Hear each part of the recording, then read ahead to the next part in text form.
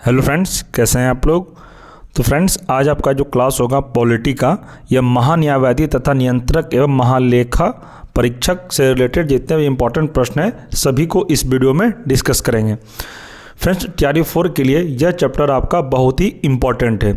Friends, अभी तक आपको पता है कल तक इस चैनल पर 8:10 पे मैं आपको पॉलिटी का प्रीवियस ईयर अभी तक जितने बिहार में एग्ज़ाम हुए हैं, बीपीएससी का, बिहार एसएससी का, जितने भी है चैप्टर वाइज मैं आपको एमसीक्यू प्लस एक्सप्लेन के साथ आपको करवा रहा था।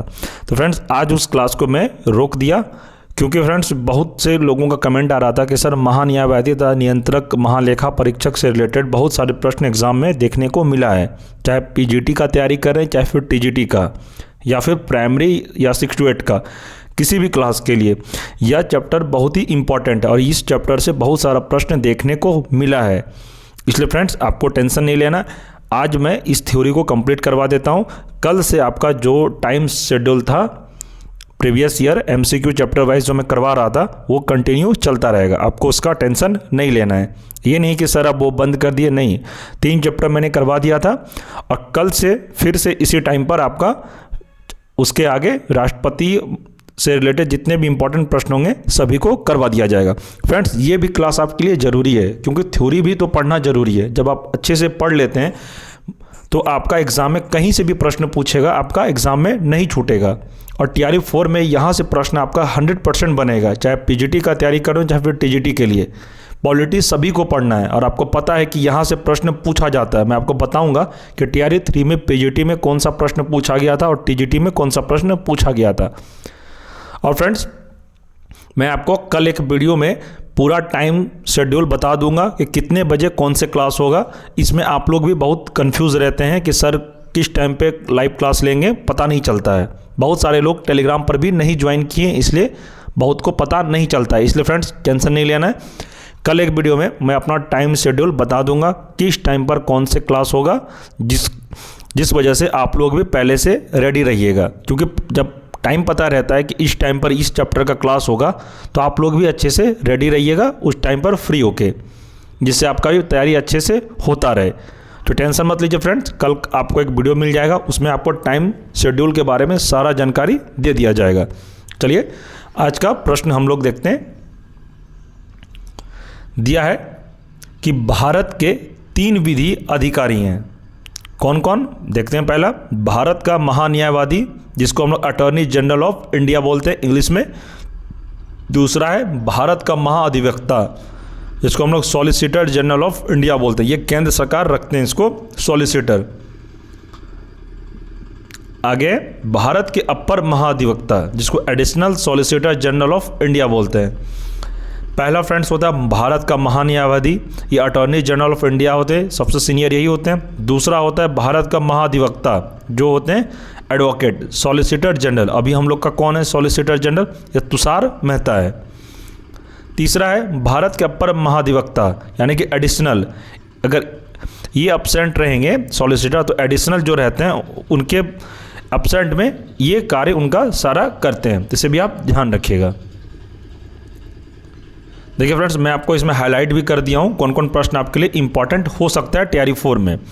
भारत का प्रथम महान्यायवादी कौन था, आपको याद रखना है, MC शीतल वार्ड थे, इसे भी आप ध्यान रखिएगा। प्रश्न है, भारत सरकार को कानूनी विषयों पर परामर्श कौन देता है, या महान्यायवादी यानी कि अटॉर्नी जनरल देता है, इसे भी आप ध्यान रखिएगा। प्रश्न है, भारत का सर्वोच्च विधि अधिकारी कौन होता है, या भारत का महान्यायवादी होता है, भारत का विधि अधिकारी यानी सर्वोच्च अधिकारी, इसे भी आप ध्यान रखिएगा।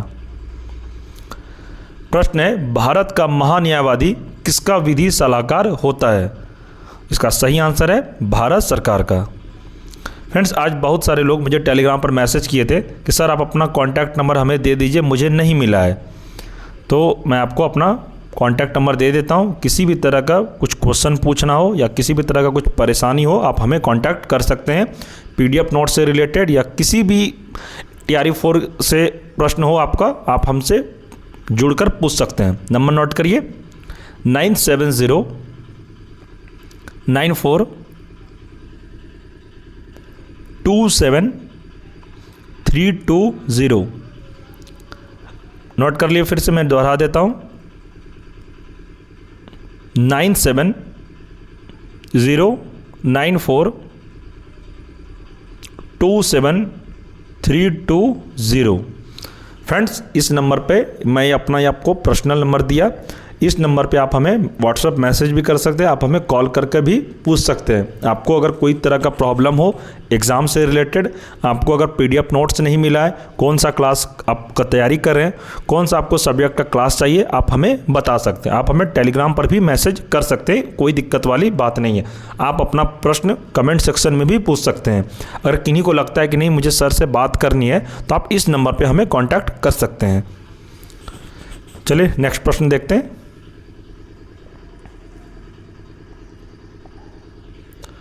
ये प्रश्न तो हो गया कि भारत का महान्यायवादी किसका विधि सलाहकार होता है, तो यह भारत सरकार का होता है, इसे भी आप ध्यान रखिएगा।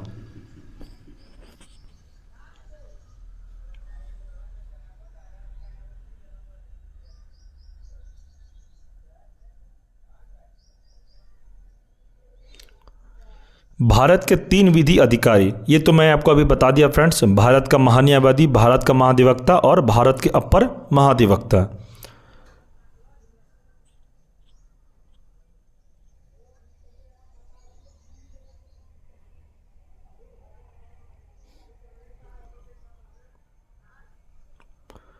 राष्ट्रपति द्वारा महान्यायवादी को सौंपे गए कार्य, कौन कौन कार्य हैं देखते हैं।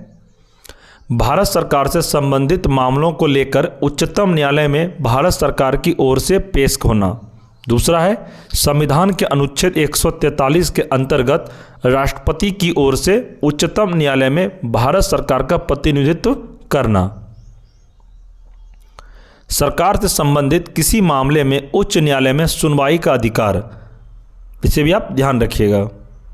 प्रश्न है अनुच्छेद 76(4) के अनुसार महान्यायवादी किसके प्रसाद पर्यंत पद धारण करेगा, तो इसका आंसर हो जाएगा राष्ट्रपति, इसे भी आप ध्यान रखिएगा।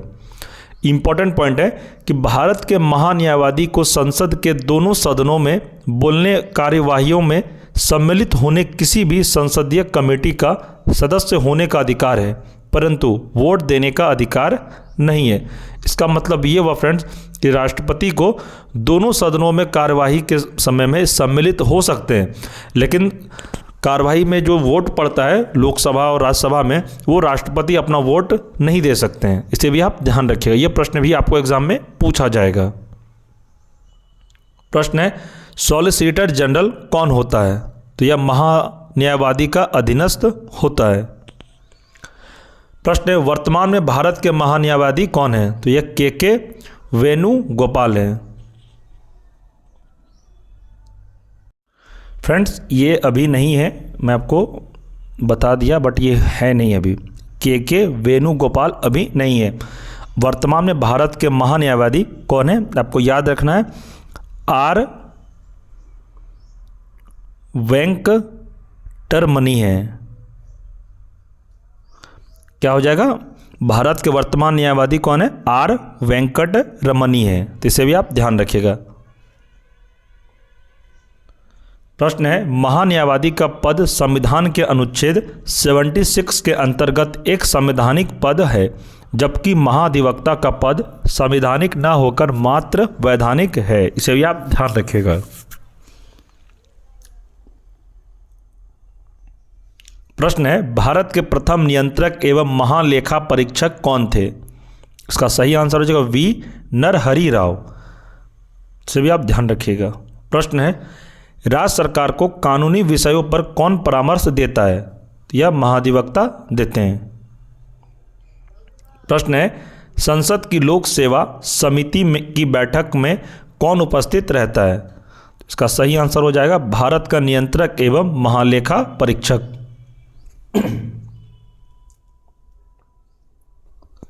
इंपॉर्टेंट पॉइंट है डॉक्टर BR अंबेडकर ने कहा था कि नियंत्रक महालेखा परीक्षक भारतीय संविधान के अंतर्गत सर्वप्रमुख अधिकारी होगा। यह लोकतांत्रिक व्यवस्था में भारत सरकार के वित्तीय रक्षकों में से एक होगा। इन वित्तीय रक्षकों में उच्चतम न्यायालय निर्वाचन आयोग एवं संघ लोक सेवा आयोग सम्मिलित है? इसे भी आप ध्यान रखिएगा। प्रश्न है, भारत के नियंत्रक एवं महालेखा परीक्षक के पद का सृजन किसके द्वारा किया गया है? इसका सही आंसर है संविधान के द्वारा। प्रश्न है, भारत के नियंत्रक एवं महालेखा परीक्षक का कार्यकाल कितने वर्ष का होता है? इसका आंसर है 6 वर्ष का। प्रश्न है, भारत का नियंत्रक एवं महालेखा परीक्षक किसका मार्गदर्शक होता है? इसका सही आंसर है लोक लेखा समिति का। फ्रेंड्स, आप लोग जो कमेंट कर रहे हैं, मैं वो कमेंट को नहीं पढ़ पा रहा, क्योंकि अगर मैं कमेंट पढ़ूंगा तो फिर क्लास में आप लोग का देरी होगा। आप लोग कमेंट कर दीजिए, मैं आपको बाद में उसका रिप्लाई दे दूंगा। मैं कमेंट देख रहा हूँ, बट अगर मैं आपको कमेंट का रिप्लाई करने लगा तो बहुत सारे अभी बहुत लेट हो जाएगा। तो फ्रेंड्स, मैं एक लाइव सेशन रखूँगा आपका डाउट के लिए, उस समय आप लोग ज़रूर जुड़े। अपना लाइव में डाउट सेशन को आप लोग अपना प्रश्न भी पूछ सकते हैं लाइव में। मैं एक क्लास आपको जरूर दूंगा जिसमें से कि सिर्फ प्रश्न पूछने का ही लाइव में आपका क्लास चलेगा। तो चलिए इंपॉर्टेंट पॉइंट देखते हैं। नियंत्रक एवं महालेखा परीक्षक को लोक निधि का मुख्य अभिभावक कहा जाता है, इसे भी आप ध्यान रखिएगा। प्रश्न है, राज्य एवं केंद्र सरकारों के सभी खर्चों की वित्तीय जांच कौन करता है? इसका सही आंसर है नियंत्रक एवं महालेखा परीक्षक। प्रश्न है, नियंत्रक एवं महालेखाकार के पेंशन व भत्ते किस पर भारित होते हैं? यह होते हैं भारत की संचित निधि पर।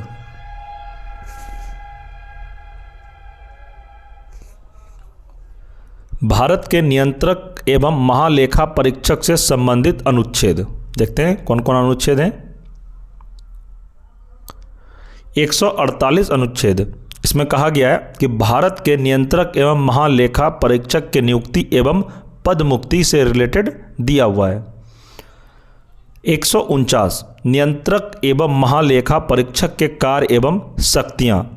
150 अनुच्छेद में दिया है संघ तथा राज्यों के लेखा प्रारूपों के संबंध में राष्ट्रपति को सलाह। 151 में दिया है अंकेक्षण प्रतिवेदन यानी कि रिपोर्ट।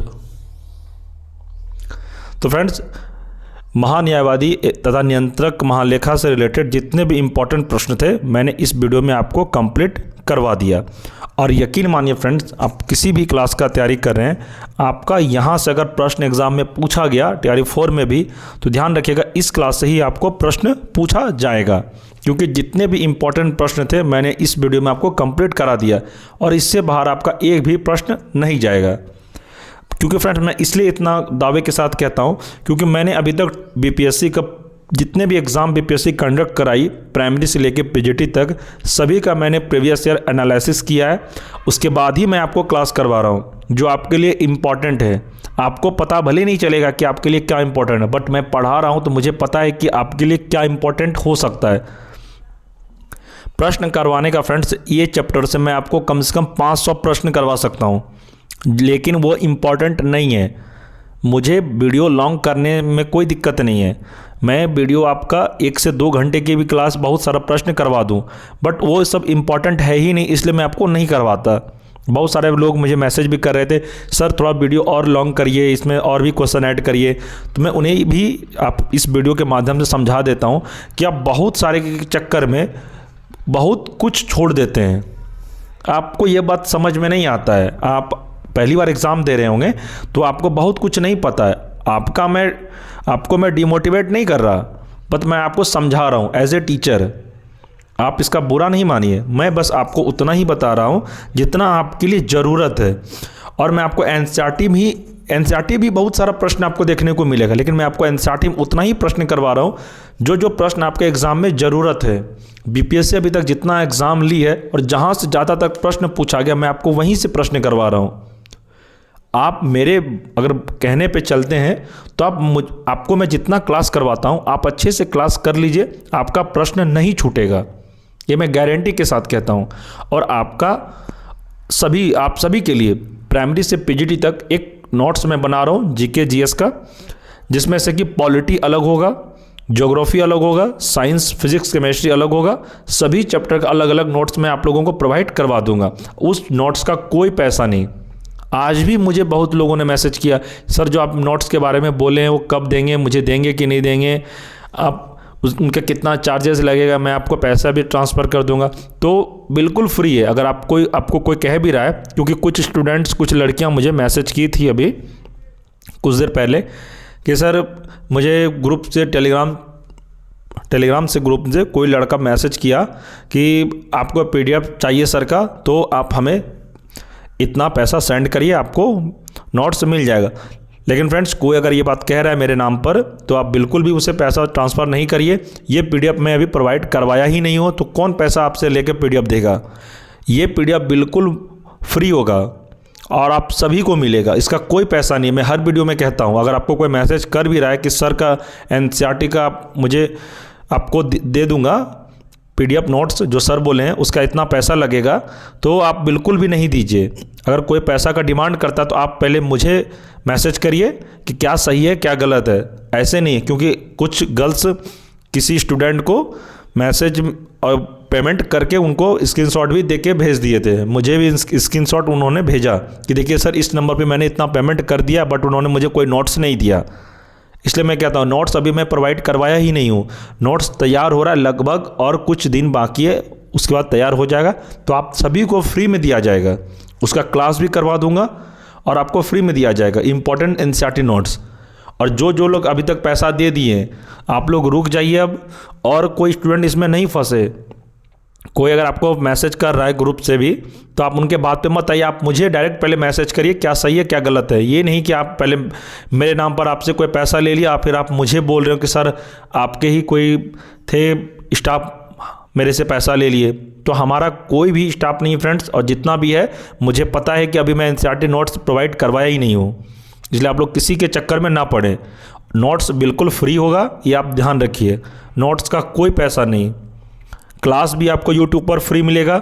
पीडीएफ नोट्स भी अभी तक मैं आपको तो डेली दे ही रहा हूँ। पीडीएफ जो क्लास हो रहा है सभी का आपको पीडीएफ नोट्स भी मिल रहा है, और एनसीईआरटी इंपॉर्टेंट नोट्स जो तैयार हो रहा है वो भी आपको बिल्कुल फ्री में मिलेगा। कोई पैसा नहीं। मैं बार बार कहता हूँ हर वीडियो में, आप लोग को अगर कोई कह भी रहा है तो आप लोग बिल्कुल उसको पेमेंट ना करें। अगर आप पेमेंट करते हैं तो वो आपकी जिम्मेदारी होगी। मैं अभी पेमेंट मैं शुरू में भी कहा था कि ये जो मैं आपको क्लास कर रहा हूँ TRE 4 स्पेशल, इसका कोई पैसा नहीं है। यूट्यूब पर भी क्लास फ्री होगा, पीडीएफ नोट्स भी फ्री होगा। हमारा कोई पेड कोर्स नहीं है, मैं कोई पेड बैच नहीं चलाता ऑनलाइन में। भले मैं ऑफलाइन में पढ़ाता हूँ, ऑफलाइन जो मेरे पास आते हैं बच्चे उनको पढ़ाता हूँ, बट ऑनलाइन में किसी का भी कोई पैसा नहीं है। इस बात को आप ध्यान रखिएगा। और जिस किसी को कोई प्रॉब्लम हो, आप हमें इस कॉन्टैक्ट नंबर पे हमें मैसेज करें और हमें बताएं कि आपसे कौन पैसा का डिमांड कर रहा है। ये नहीं कि फ्रेंड्स आपको कोई मैसेज किया और आप उनको पैसा पेमेंट कर दिए और आप बाद में मुझे बोल रहे हो कि सर मैंने पेमेंट कर दिया, मुझे नोट्स नहीं मिला, तो वो आपकी जिम्मेदारी होगी। ये नोट्स बिल्कुल फ्री होगा और मैं कुछ दिन के बाद प्रोवाइड करवाऊँगा। आप लोग नंबर नोट करिए 9709427320। लिख लीजिए आप लोग 9709427320। किसी भी तरह का आपको डाउट हो, एग्ज़ाम से रिलेटेड प्रश्न पूछना हो, सब्जेक्ट रिलेटेड कुछ पूछना हो, या फिर नोट्स के बारे में कुछ पूछना हो, तो आप मुझे इस नंबर पे कांटेक्ट कर सकते हैं। तो फ्रेंड्स, अगर आप चैनल पे नए हैं तो चैनल को सब्सक्राइब कर लें, बेल आइकन को प्रेस अवश्य करें। और फ्रेंड्स, अगर आपको ये वीडियो पसंद आया तो वीडियो को लाइक करें और इसे अपने दोस्तों में भी शेयर करें। फ्रेंड्स, TRE 4 का आपका बेहतरीन क्लास चल रहा है और आपका क्लास भी अच्छे से चलता रहेगा। कोई टेंशन नहीं लेना है आपको, और अच्छे से आप लोग आराम से पढ़िए। माइंड में कोई तरह का टेंशन नहीं लीजिए, कोई एंजाइटी मत लाइए मन में, बस अच्छे से पढ़िए।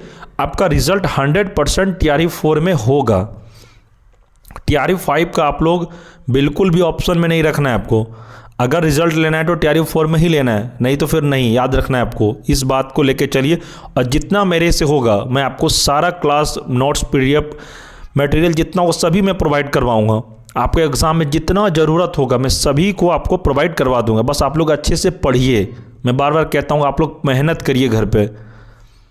और फ्रेंड्स, अगर आपने मॉडर्न हिस्ट्री जो मैंने मैराथन क्लास करवाया एक वीडियो में, आपने नहीं देखा है तो इस वीडियो के डिस्क्रिप्शन में मॉडर्न हिस्ट्री का लिंक दे दिया जाएगा, आप लोग देख लीजिएगा।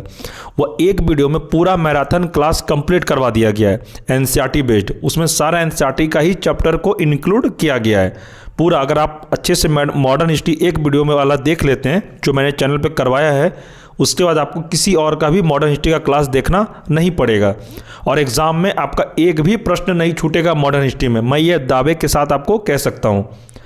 आप इस वीडियो के डिस्क्रिप्शन में लिंक है, आप जाइए, मॉडर्न हिस्ट्री का एक वीडियो में पूरा 9.25 घंटे की क्लास हुई है, आप लोग देख लीजिए, आपका मॉडर्न हिस्ट्री का चैप्टर पूरा सब्जेक्ट कंप्लीट हो जाएगा। चैप्टर वाइज में करीब 32 से 34 चैप्टर मैं उसमें करवाया हूँ और आपका मॉडर्न हिस्ट्री से बाहर एक भी प्रश्न नहीं जाएगा उस वीडियो से। वह वीडियो अच्छे से आप अगर पढ़ लेते हैं तो आपका वहीं से प्रश्न आ जाएगा। आप किसी भी क्लास का तैयारी कर रहे हैं और आपको पता है कि पीआरटी में 18 से 20 प्रश्न सिर्फ मॉडर्न हिस्ट्री का रहता है। 6 to 8 में अगर आपका हिस्ट्री ऑनर्स है तो वो आपके लिए भी वह वीडियो बहुत ही इंपॉर्टेंट है। टीजीटी और पीजीटी वाले के लिए भी वह मॉडर्न हिस्ट्री बहुत ही इंपॉर्टेंट क्लास है। तो फ्रेंड्स, इस वीडियो के डिस्क्रिप्शन में मैराथन मॉडर्न हिस्ट्री का लिंक मैं दे दिया हूं, आप लोग जाके क्लास मॉडर्न हिस्ट्री कर लीजिए। ठीक है फ्रेंड्स, मिलते हैं हम लोग नेक्स्ट वीडियो में, तब तक के लिए धन्यवाद।